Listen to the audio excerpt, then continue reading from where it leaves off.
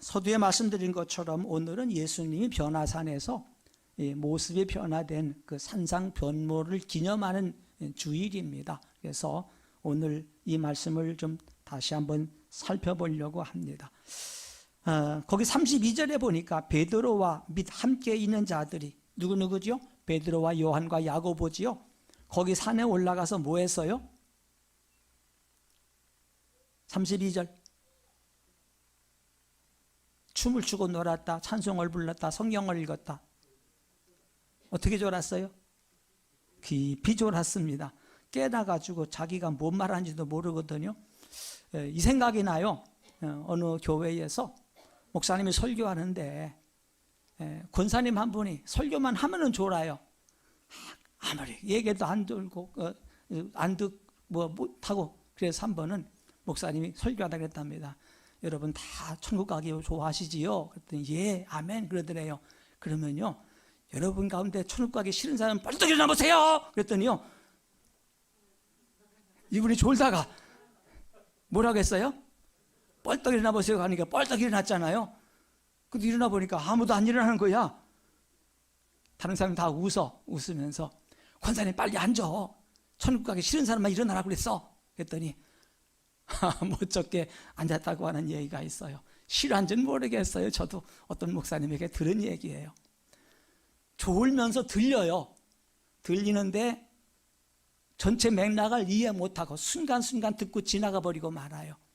여기도 지금 요한과 시몬과 그리고 야고보가 일어나는 현상을 처음부터 자세히 보았다고 그러면은 아마 이런 얘기를 하지 않았을 거예요. 정신 안 차리고 있다가 갑자기 나타난, 졸다 깨보니까 여기 웬걸 모세와 엘리야가 와 있으니까 자기가 무슨 말인지도 모르는 말을 하고 있는 것입니다. 자, 이 말을 오늘 이해하려면은 28절의 말씀을 좀 알았으면 좋겠어요. 이 말씀을 하신 후, 이렇게 말하죠. 이 말씀을 하신 후 8일쯤 되어서 이렇게 말하고 있습니다. 그럼 이 말씀을 하신 후란 말이 뭘까요? 앞에 나와 있는 이 내용입니다. 아마 붉은색 가지고 있는 분들은 잘 알겠습니다만은 바로 앞에 나타난 이야기입니다. 이 사실 누가복음 9장은 예수님의 생애 가운데 최고의 전성기를 지금 지나고 있을 때였습니다. 12제자에게 능력을 주어 파송을 하죠. 가서 그들이 귀신도 쫓아내고 병도 고치고 이런 일을 하고 돌아옵니다. 또 베세다 고을에서는 떡 5개와 물고기 2마리로 5,000명을 먹이는 이런 기적 같은 일들도 있었습니다. 수천 명을 다 먹이고 나서 그들을 돌려보냈습니다. 그리고 한적한 곳에서 제자들과 함께 있을 때에 예수님은 사람들의 반응이 궁금했습니다. 그래서 물어봤어요. 사람들이 나를 누구라고 하느냐? 그렇게 물어보니까 별 얘기 다 하잖아요. 그러니까 20절에 보니까 그러면 너희는 나를 누구라고 하느냐? 이렇게 질문합니다. 그때 베드로가 다른 제자들보다 먼저 대답을 합니다. 하나님의 그리스도시니이다. 이렇게 말하지 않습니까? 그때에 주님이 하신 말씀을 보게 되면은 사람들의 귀를 의심하게 하잖아요. 22절에 뭐라고 그랬어요? 인자가 많은 고난을 받고 장로들과 대제사장들과 서기관들에게 버림받아 죽임을 당하고 제3일에 살아나야 하리라, 이렇게 말하거든요. 이 말을 듣는 순간 다들 입을 다물었습니다. 무거운 침묵이 흐르고 있습니다. 예수님이 죽으신다?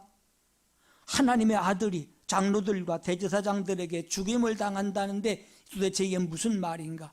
그러면은 하나님의 나라는 어떻게 되는 거죠? 우리들은, 지금까지 따라다니던 우리들은 어떻게 되는 건가? 두려웠습니다. 사실 이 말씀이 사실이 아니기를 그들은 바랐습니다.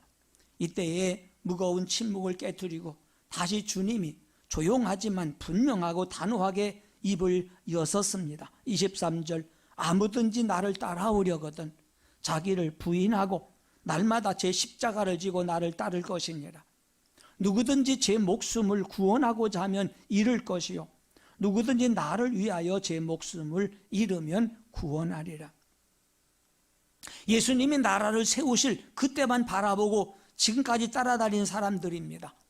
이게 무슨 날벼락 같은 말입니까? 직업도 버렸습니다. 가족도 버렸습니다. 오직 출세해야 할 그날만 바라보면서 지금까지 따라다녔는데 이게 무슨 날벼락이냐는 말이요. 앞이 캄캄했습니다. 절망과 시리에 빠졌습니다. 그리고 보낸 기간이 일주일입니다. 8일쯤 됐을 때에 예수님은 베드로와 요한 그리고 야고보 셋을 데리고 기도하러 산으로 올라갔습니다. 그리고 그때 일어난 사건이 바로 오늘 우리가 함께 읽은 이 사건입니다. 아마 똑같을 거예요. 오늘 여기 나와 계신 분들 가운데도 이들과 같은 생각을 가진 분들이 분명히 있을지 모르겠어요. 누가 말합니다. 예수 믿으면 복 받는다고 해서 큰 맘 먹고 교회를 나왔습니다. 예수 믿으면 병도 낫고 건강하다고 해서 나오신 분도 있을 겁니다. 가정이 평안하고 자식들 속썩이지 않게 해달라고 기도하는 마음으로 나왔을 거란 말입니다. 그런데 잘 될 거라고 말하지 않고 나를 따라오려거든 자기를 부인하고 자기 십자가를 지고 날마다 나를 따르라고 하니 이게 무슨 말이냐는 말입니다. 누구든지 살고자 하는 자는 죽을 것이고 나를 위해서 죽을 각오를 하고 믿어야 산다니 이게 무슨 해괴한 말이냐는 말이요. 저는 오늘 여러분들 예수님이 이 세 제자들과 함께 올라갔던 그 산으로 안내해 드리려고 해요. 안타까운 것은 이 산이 어떤 산인지 아직 알지 못합니다. 사복음서에 그 산 이름이 무엇인지를 말하지 않고 있습니다. 어떤 분들은 말하기를 나사렛 동쪽에 있는 다볼산이라고 이렇게 말하는 분도 있어요. 또 어떤 분들은 메론산이라는 말도 하고 또 제일 높은 2800m 백두산보다 높은 헤르몬산이라고 말하는 분도 있어요. 어떤 산인지는 그렇게 중요하지 않잖아요. 그게 중요한 거라면 여기다가 분명히 산 이름을 밝혔을 겁니다. 중요한 것은 그 산에서 무슨 일이 있었느냐 하는 것이 더 중요한 거거든요. 무슨 일이 있었습니까? 예수님께서 기도하실 때에 예수의 모습이 변화되었다고 말하고 있습니다. 29절을 한번 보세요. 기도하실 때에 용모가 변화되어 그 옷이 휘어져 광채가 나더라 이렇게 말했습니다. 용모가 변화되었다. 얼굴 모습이 달라졌단 말이거든요. 마태복음에도 17장 2절에 얼굴이 해같이 빛났다. 또 그 옷은 휘어져 광채가 났다 이렇게 말합니다. 마가복음 9장에는 그 옷이 광채가 나며 세상에서 빨래하는 자가 그렇게 희귀할 수 없을 만큼 매우 휘어졌다라고 이렇게 말하고 있어요. 여기 그들이 본 예수님의 모습은 장차 예수님 부활하여 승천하신 예수님 모습과 매우 닮았어요. 요한계시록 1장에 보면은 사도 요한이 반모섬에서 주의 모습을 보았지 않습니까? 그는 요한계시록 1장에서 그렇게 말했습니다. 촛대 사이에 인자 같은 이가 발에 끌리는 옷을 입고 가슴에 금띠를 띠고 그 머리와 털의 희기가 흰 양털 같고 눈 같으며 그의 눈은 불꽃 같고 그의 발은 풀 위에 단련한 빛난 주석 같고 그 음성은 많은 물소리와 같으며 그 오른손에 7 별이 있고 그의 입에서 좌우에 날선 검이 나오고 얼굴은 해가 힘있게 비치는 것 같더라 이렇게 말합니다.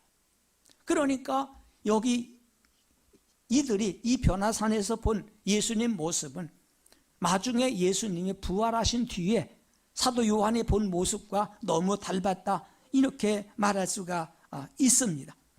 예수님이 금방 죽는다고 하니까 굉장히 실망하고 있던 제자들에게 이 예수님이 보여준 예수님 모습은 대단한 모습이라고 말할 수밖에 없을 것입니다. 그렇게 대상들이나 군인들에게 죽을 만한 나약한 모습은 아니라고 하는 거잖아요. 그래서 먼 훗날 베드로 전설을 기록을 하면서 그때 생각을 한 것입니다. 그러면 자기는 예수님의 크신 위엄을 친히 보았다. 베드로 후서네요. 예수님의 위엄을 친히 보았다고 이렇게 말합니다. 그리고 자신이 예수님을 본 모습 그대로 예수님은 강림하실 거라고 했습니다. 이러한 일은 비단 예수님에게만 일어나는 일은 아닙니다. 왜냐하면 예수님은 부활의 첫 열매입니다. 그렇기 때문에 그에게 속한 모든 사람들도 이렇게 변화될 것입니다. 그러므로 여기 산에서 변화된 주의 모습은 장차 천국에 가서 서로 만나게 될 여러분과 우리의 모습이라고 말해도 틀린 말은 아닐 것입니다. 그런데 예수님은 여기에서 예루살렘에서 별세하실 것을 말씀했다고 그랬잖아요. 이렇게 영광스럽게 변화된 모습을 하신 예수님께서 모세와 엘리야와 함께 별세하실 것을 말씀했어요. 별세가 뭐예요? 별세, 세상과 이별한다, 죽을 거란 말이거든요. 이렇게 영광스러운 모습으로 변화됐다고 그러면은 천국에서 살 것에 대해서 말씀을 나눠야 되는데 예수님은 별세하실 것을 말했다. 31절이죠. 영광 중에 나타나서 장차 예수께서 예루살렘에서 별세하실 것을 말할세, 이렇게 말하고 있습니다. 여기 별세라고 하는 말이 구약 성경에도 나와요. 어디 나오냐면 출애굽기에 그들이 애굽에서 탈출할 때에 쓴 단어 엑소더스라고 하는 말이 있어요. 그 말을 우리말로 번역할 때에 별세란 말로 번역하게 되는 것입니다. 그러니까 옛날 모세가 이스라엘 백성들을 이끌고 애굽에서 나와 가나안 땅을 향한 것처럼 이제는 예수님께서 당신의 백성들을 이끌고 죽음에서 영생으로 이 땅에서 하나님의 나라로 탈출하실 것에 대해서 말씀하고 계신 것입니다. 이것은 일찍이 모세가 시도해봤지만 이루지 못했습니다. 엘리야가 수많은 선지자들을 나와서 하나님 앞으로 인도하려 했지만 백성들을 하나님 앞으로 인도하는 데는 성공하지 못했습니다. 이제 이 일을 이루기 위해서 예수님이 오신 것이에요. 그렇기 때문에 모세와 엘리야가 나타나서 자신들이 이루지 못한 이 구원 사역을 반드시 이루어 달라고 지금 이야기를 나누고 있는 거겠지요. 왜? 이 일이 이루어져야 영광 중에 들어갈 수가 있기 때문입니다. 이 일을 이루기 위해서 예수님은 예루살렘에 올라가 죽으셔야만 됐습니다. 그렇기 때문에 이것은 별세입니다. 별세, 죽음을 의미하지만은 사실 별세란 말의 의미는 세상을 떠나서 다른 세계로 가는 걸 말하잖아요. 별세, 이 세상이 아니라 다른 세상으로 간다. 애굽을 떠나 가나안 땅으로 간다. 지상을 떠나 천국으로 간다. 이런 의미를 가지고 있는 거거든요. 그러나 당신의 죽으심은 수많은 사람을 하나님의 나라로 인도할 거란 말입니다. 그래서 요한복음 3장에 보면은 모세가 광야에서 뱀을 든 것 같이 인자도 들려야 하리니 이는 그를 믿는 자마다 영생을 얻게 하려 함이라. 예수님이 십자가에 죽으실 때에 많은 사람들을 데리고 하나님 나라에 가실 것을 말했기 때문에 여기 지금 그 이야기를 나누고 있는 것입니다. 그 당시에 이 제자들은 왜 별세에 대해서 이야기하고 있는지를 몰랐겠지요. 그러나 먼 훗날 예수님이 십자가에 죽으시고 그리고 모든 인류에게 구원의 복음이 전파될 때에 비로소 자기들이 변화산에서 본 사건이 어떤 의미인지를 알게 되었을 겁니다. 이때 하늘에서 음성이 들려왔습니다. 너희는 그의 말을 들으라. 별세에 대해서 말씀하고 계실 때에 구름이 덮이면서 구름 속에서 음성이 들려온 것입니다. 이는 나의 아들 곧 택함 받은 자니 너희는 그의 말을 들으라. 마태복음 17장에는 좀 더 자세하게 소개되고 있어요. 이는 내 사랑하는 아들이요 내 기뻐하는 자니 너희는 그의 말을 들으라. 이 음성은 처음 듣는 게 아니에요. 제자들이 전에도 한번 들었어요. 언제냐면은 예수님이 세례받고 요단강에서 올라올 때에 이 음성이 들려왔습니다. 내 사랑하는 아들이요. 이 말은 시편 2편 7편에 나와요. 왕의 노래입니다. 왕이 자기 세자에게 왕권을 물려줄 때에 아들이 세자가 왕의 보좌 앞으로 나옵니다. 그때에 왕이 내려가서 그를 맞아오면서 이는 내 사랑하는 아들이다. 내 후계자라 이 말입니다. 그래서 시편 1편을 우리는 왕의 노래라고 합니다.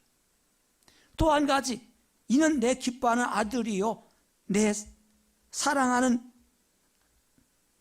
아들이다. 내 기뻐하는 자라. 이렇게 말했지요. 내 아들일 뿐만 아니라 내 기뻐하는 자다. 기뻐하는 자라고 하는 말은 어디 나오냐면은 이사야 42장 1절에 나옵니다. 여기는 종의 노래입니다. 종의 노래입니다. 나의 기뻐하는 자, 내 마음에 택한 자들을 보라. 이렇게 말씀하고 있지 않습니까? 예수님은 왕 중의 왕입니다. 그러면서도 하나님이 제일 기뻐하시는 종이었습니다. 왜 그런지 아십니까? 종은 주인의 소원을 이루어줄 때에 주인이 가장 기뻐합니다. 종이 일 잘하는 것, 말 잘하는 것 그게 중요하지 않습니다. 일을 잘해도 주인이 원하는 일을 해야 주인은 그 종을 기뻐하는 것입니다. 지금까지 하나님께서는 수천 년 동안 수많은 종들을 보냈지만 누구도 주님을 기쁘시게 해드리지 못했습니다. 구원 사역을 온전하게 이루지 못했단 말입니다. 하나님의 집에 사관으로 충성한 모세를 보냈지만 모세도 백성들을 온전히 구원해내지 못했습니다. 하나님은 기도의 사람 엘리야를 내려보냈습니다. 그도 구원 사역에 성공을 거두지 못했습니다. 뭐 때문일까요? 모세도 엘리야도 자기들이 죽지 않았기 때문에 그렇습니다. 모세도 금송아지를 만들고 범죄한 백성들을 위해서 기도하잖아요. 원하건대 주께서 기록하신 책에서 내 이름을 지워버려 주옵소서 이렇게 기도했지만 백성을 대신해서 모세가 죽었다는 기록은 없습니다. 엘리야 마찬가지입니다. 바알과 아사라 선지자 850명을 한 칼로 다 죽여버렸지만 그러나 이세벨이 무서워서 루덴나무 아래 앉아서 죽기를 기도했어요. 그러나 범죄한 백성들을 위해서 대신 죽지는 못했습니다. 그러나 예수님 어떻습니까? 성경은 이렇게 말하고 있어요. 사람의 모양으로 나타나사 자기를 낮추시고 죽기까지 복종하셨으니 곧 십자가에 죽으심이로다. 우리는 흔히 그런 말이에요. 죽는 신용이라도 해라. 이런 말 합니다. 예수님은 죽는 신용을 한 거 아닙니다. 죽을 만큼 고생을 하라. 죽을 만큼 한 것도 아닙니다. 진짜로 죽으신 것입니다. 우리가 아직 죄인 되었을 때에 그리스도께서 우리를 위하여 죽으심으로 하나님께서 우리에게 대한 자기 사랑을 확증하셨느니라. 우리를 위해서 죽으신 분은 예수님 한 분밖에 없어요. 아까 말한 것처럼 모세도 아닙니다. 엘리야도 아닙니다. 그 누구도 우리를 위해 죽은 사람은 없습니다. 예수님만이 나를 위해 죽으셨어요. 그분만이 우리를 하나님 나라로 인도하실 수 있는 분이거든요. 그렇기 때문에 하나님은 우리에게 말씀하십니다. 너희는 그의 말을 들으라. 너희는 그의 말을 들으라. 무슨 말입니까? 영광의 나라에 들어가기 위해서 예루살렘에 올라가시려는 주님이 말씀하잖아요. 9장 23절을 보세요. 아무든지 나를 따라오려거든 자기를 부인하고 날마다 제 십자가를 쥐고 나를 따를 것이니라. 누구든지 제 목숨을 구원하고자 하면 잃을 것이요 누구든지 나를 위하여 제 목숨을 잃으면 구원하리라. 사람이 만일 온 천하를 얻고도 자기를 잃든지 빼앗기든지 하면 무엇이 유익하리요? 다 같이 26절 누구든지 나와 내 말을 부끄러워하면 인자도 자기와 아버지와 거룩한 천사들의 영광으로 올 때에 그 사람을 부끄러워하리라 말씀하고 있습니다. 여러분, 부활하신 예수님과 같이 영광의 옷을 입고 영광의 나라에 들어가기를 원하십니까? 그렇다면 별세의 길을 걸어가신 주님의 뒤를 따르시기 바랍니다. 내게 주어진 십자가가 무겁다, 불평하고 힘들다고 벗어버리지 말고 묵묵히 그 십자가를 지고 따라가시기 바랍니다. 그렇게 하겠다고 말하지만 막상 십자가를 주면은요, 그게 그렇게 달갑지가 않아요. 어떤 사람이 자기가 진 십자가가 늘 무겁다고 불평하고 있었습니다. 아무리 돌아봐도 다들 나보다 더 예수 믿는 게 쉽고 편한데 나는 왜 이렇게 힘든지 모르겠다, 이렇게 불만을 하고 있었습니다. 그래서 하나님께 하나님, 왜 나는 이렇게 힘듭니까? 왜 나는 이렇게 십자가가 무거워요? 하고 늘 하나님께 항의를 하고 있었어요. 근데 어느 날 이 사람이 꿈을 꾸었습니다. 하나님께서 그를 데리고 어느 창고로 데려가면서 네 십자가가 너무 힘드니 그럼 네가 여기서 네가 제일 만만한 거 하나 골라 가져라. 가보니까 창고에 십자가가 굉장히 많더래요. 그래서 야, 그러면 여기서 내가 짊어지고 갈 만한 거 하나 골라야지. 보니까 조그마한 십자가가 있는데 아주 반짝반짝 빛나는 금 십자가예요. 황금 십자가야. 요거면 되겠다 싶어서 요거를 들고 메고 가려고 했더니 얼마나 무거운지 들어지지도 않는 거예요. 아니 조그만 게 왜 이렇게 무거워? 들지도 못하겠어요. 그래서 결국은 포기하고 말았습니다. 그러면 큰 십자가는 가볍겠지. 그래서 그냥 덩치만 큰 십자가, 이거 풍선처럼 생겼을까 싶어서 번쩍 들고 가려고 했더니 너무 크니까 질질 끌려서 막 이건 못 가져가겠어요. 근데 저쪽에 진짜로 내 몸에 딱 맞는 십자가, 조그만 십자가가 하나가 있어요. 그래서 요거면 되겠다. 들어보니까 무겁지 않아. 딱 매려고 보니까 이 십자가에 가시가 쭉 박혀있네. 그러니 이걸 어깨에 메고 갈 수가 없잖아요. 그래서 이것도 안 되겠어요. 마지막 하나 고르다가 너무 크지도 않고 너무 작지도 않고 너무 무겁지도 않고 너무 가볍지도 않고 또 가시도 없고 요거는 딱 맞겠다 싶어서 그거를 골랐습니다. 그래서 딱 어깨 매보니까 이거는 왜 이렇게 딱 맞는 거예요? 그래서 하나님께 그랬답니다. 하나님, 저 이거 지고 갈래요. 그랬더니 그러거라 하고 그걸 짊어지고 나왔습니다. 발그 밑에 나왔을 때 하나님이 그러십니다. 좀 잘 들여다봐라. 그래서 뭔가 하고 보니까 그 십자가가 누구 거예요? 지금까지 자기가 메고 왔던 그 십자가가 바로 그거였더랍니다. 하나님께서는요, 우리 각자에게 딱 맞는 십자가를 정해주셔요. 여호와께서 사람의 걸음을 정하시고 그 길을 기뻐하신다고 그랬어요. 내가 십자가가 너무 무거운 것은 그 십자가를 내가 질 수 있기 때문에 하나님이 그걸 내게 주신 것이고, 내 인생길 너무 힘들다고 느껴질지 모르지만은 하나님은 그 길을 감당할 수 있기 때문에 그래요. 지난 금요일 저녁에 말씀을 했어요. 고린도전서 10장 13절. 제가 성경 암송할 때 제일 먼저 암송한 구절이라고 그랬습니다. 사람이 세상을 살아가면서 감당할 시험밖에는 당한 것이 없다고 그랬습니다. 하나님께서 우리가 감당하지 못할 시험 당하면 허락하지 않으시고, 또 시험 당할 때 그 시험을 감당할 수 있는 능력을 주신다고 말씀했어요. 그렇기 때문에 우리가 예수를 믿고 나가는 과정이 때론 힘들어 보일 수도 있고, 다른 사람은 편하게 예수 믿는데 나는 왜 이렇게 힘들게 예수 믿는가 생각할지도 몰라요. 근데 아니에요. 우리가 그 사람의 내면을 몰라. 겉으로 볼 때는 편안하게 보이고 겉으로 볼 때는 행복해 보이지만은 그 속에 어떤 고민이 있고 어떤 어려움이 있는지는 아무도 몰라요. 모두가 각자마다 자기 몸에 딱 맞는 십자가를 하나님은 지어 주신 것입니다. 예수님은 죽음의 길을 걸어가셨어요. 그러나 그 길은 생명의 길이었습니다. 예수님 자신도 살고 또한 수많은 사람을 살리는 길이었거든요. 그러나 주님을 위해서 죽을 각오를 하고 따라가는 사람은 죽지 않고 삽니다. 신앙생활은 죽기를 각오하고 하는 것입니다. 집안 식구들이 좀 반대한다고 그만두고, 코로나가 무섭다고 꼼짝 안 하고, 친구들이 비웃는다고 숨어서 신앙생활을 한다면 자기 신앙도 죽어버리고 맙니다. 정말로 영광의 나라에서 다스리는 권세를 받기 원한다면 고난받은 주님의 뒤를 묵묵히 따라가는 성도가 되십시다. 이번 수요일부터가 사순절입니다. 주님의 고난의 길을 함께 걸어가겠다고 다짐하고 결심하는 기간이 이 사순절 고난 기간입니다. 주님과 함께 고난의 길을 걸어가고 주님과 함께 영광의 나라에 들어갈 수 있는 복을 누리시기를 주님의 이름으로 축복합니다. 아멘. 고마우신 하나님 아버지, 우리를 향하신 하나님의 사랑과 의뢰를 진심으로 감사합니다.